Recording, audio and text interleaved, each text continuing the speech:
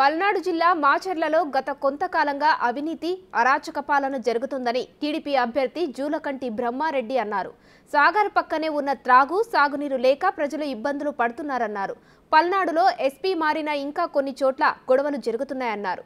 ఇప్పటికైనా పోలీసులు బాధ్యతగా పనిచేయాలని కోరుతున్న టీడీపీ అభ్యర్థి జూలకంటి బ్రహ్మారెడ్డితో మా ప్రతినిధి Shiva face to face.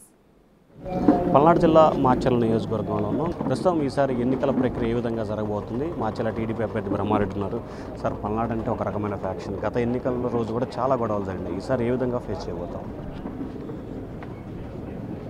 Palnadu faction అనేది ఒకప్పుడు ఉండేది, మధ్యలో అది సమస్య పోయింది. మళ్ళీ ఈ 2.5 సంవత్సరాల నుంచి రామకృష్ణారెడ్డి నేను వచ్చిన తర్వాత ఓటమి భయంతో ప్రజల్ని భయభ్రాంతుల్ని చేసి వన్ సైడెడ్గా ఓటింగ్ వేయించుకోవాలన్న ఒక ఆలోచనతో గ్రామాల్లో ఈ ఫ్యాక్షనిజాన్ని గ్రూపిజాన్ని గొడవల్ని సృష్టిస్తూ వస్తున్నాడు. ఈ 2.5 సంవత్సరాల్లో దాడులన్నీ కూడా తెలుగుదేశం వర్గీయుల మీదనే జరిగినాయి.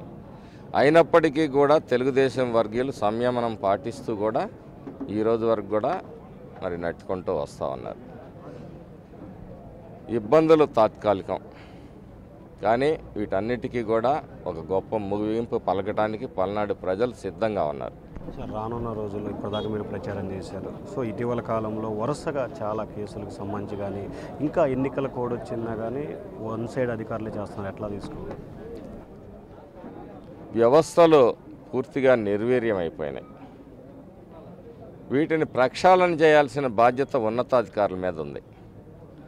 దీర్ఘకాలికంగా పాతుకుపోయిన అధికారులు ఇక్కడ కొంతమంది ఉండటం మూలంగా అనేక ఇబ్బందులు సమస్యలు తలెత్తుతూ ఉన్నాయి. వాటిని కూడా ప్రక్షాళన చేయాల్సిన అవసరం ఉన్నతాధికారుల మీద ఉంది. మాకైతే ఒక నమ్మకం ఉంది. కొత్త ఎస్పీ గారు వచ్చారు, ఒక ఐఏఎస్ ఐపీఎస్ అధికారిగా వారు ఉన్నారు కాబట్టి వారు ఒక క్రమ పద్ధతిలో ఇక్కడ ఎన్నికల్ని జరిపిస్తారు. కాకపోతే ఈ మధ్యకాలంలో వారు వచ్చినాక కూడా దాడులు జరుగుతున్నాయి. కానీ సరే, ఆయన ప్రయత్నంలో ఇక్కడ ఏం జరుగుతుందో అనేది మరి కొంత సమయం ఆయన కూడా దాన్ని స్టడీ చేయాల్సిన పరిస్థితి ఉంది కాబట్టి ఆయన స్టడీ చేస్తున్నారని అనుకుంటున్నాం. పల్నాడు ప్రజలకైతే చాలా నమ్మకం ఉంది కొత్త ఎస్పీ గారి మీద. ఆయన ఖచ్చితంగా మంచిగా ఎన్నికలు శాంతియుత వాతావరణంలో ఈ పల్నాడులో జరిపిస్తారని. ఒకవేళ ఈ అరాచక శక్తులు మీరి మరి ప్రజల మీద దాడులు కొనసాగిస్తే తెలుగుదేశం వర్గీయులు కూడా ఈ అరాచకాన్ని అడ్డుకోవటానికి కూడా సిద్ధంగానే ఉన్నారు. అప్పటిదాకా మా చేతుల్లోకి రాదనే మేము భావిస్తూ ఉన్నాం. సార్, రానున్న రోజుల్లో ఎటువంటి అభివృద్ధిని పల్నాడు ప్రజలు కోరుకున్నారు? ముఖ్యంగా మాచర్ల ప్రజలు మీరు గెలిస్తే ఏ రకమైన ప్రణాళికతో ముందుకెళ్ళిపోతాం? చెప్పాం, ఈ పల్నాడు నాగార్జున సాగర్ పక్కనే ఉంది. మొట్టమొదట మా గడ్డ మీద నీళ్లు పారాలి. జరివాగ్ వరికపూడి సెల ప్రాజెక్టు, దాన్ని సంవత్సరంన్నర కాలంలో ఖచ్చితంగా పూర్తి చేస్తాము. చేసి నీళ్లు పారించి రైతుల కాళ్లల్లో ఆనందం చూస్తాం. అలాగే ఈ ప్రాంతంలో తాగునీటి అవసరాలని ఖచ్చితంగా తీరుస్తాం.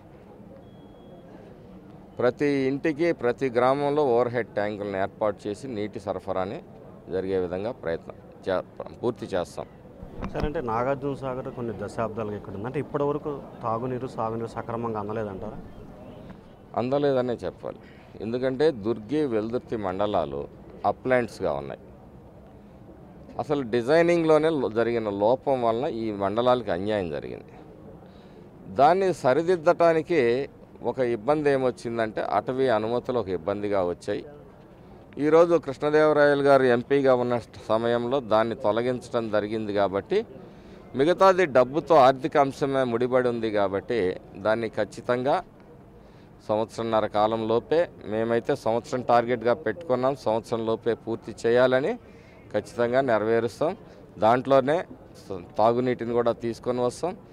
ఎక్కడైతే కుడి కాలువ మీద అవకాశం ఉందో, కుడి కాలువ పక్కనే ఉండి భూములు సేద్యంలో లేవో వాటన్నిటికి కూడా కుడి కాలువ నుంచి కూడా లిఫ్ట్లు తీసుకొచ్చే ప్రయత్నం చేస్తాం. అలాగే ఈ ప్రాంతంలో మరి వైద్య సదుపాయాలను మెరుగుపరుస్తాం. 100 పడకల ఆసుపత్రిని ఆధునిక వసతులతోటి ఏర్పాటు చేస్తాం. అట్లాగే చిన్న చిన్న పిహెచ్సి సెంటర్స్ని కూడా మరి అభివృద్ధి చేస్తాం. తక్షణ వైద్యం అందే విధంగా మరి ప్రజలకి ఇచ్చేస్తాం. ఈ ప్రాంతంలో వెనుకబడిన ప్రాంతంలో విద్యా అవకాశాలను కూడా మెరుగుపరుస్తాం.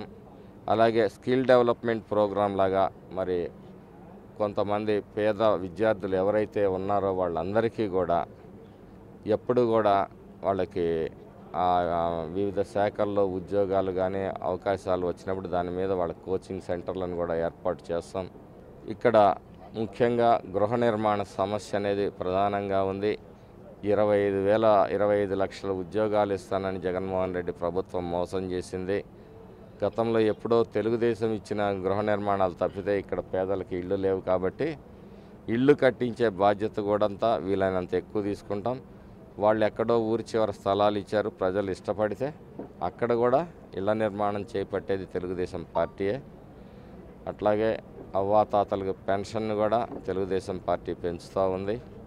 మరి వాలంటరీ వ్యవస్థను కూడా కొనసాగించాలని తెలుగుదేశం పార్టీ విధానంగా ఉంది. కాబట్టి దాన్ని కూడా మేము సమర్థిస్తూ మరి ఇంతకు మించి గొప్పగా వాళ్ళని తర్ఫీదు ఇచ్చి పనిచేయిస్తాము అని చెప్పి సందర్భంగా తెలియజేస్తాం. సో ఇది మొత్తం మీద నాగార్జున సాగర్ పక్కనే ఉన్నా కానీ తాగునీరు సాగునీరుకి సంబంధించి ఇప్పటివరకు రైతులు ప్రజలు ఇబ్బందులు పడ్డారు. రానున్న రోజులు అటువంటి ఇబ్బంది లేకుండా టీడీపీ ప్రభుత్వంలో దానికి న్యాయం చేసే విధంగా చర్యలు తీసుకుంటామని చెప్పి బ్రహ్మారెడ్డి అంటున్నారు. Vote studio.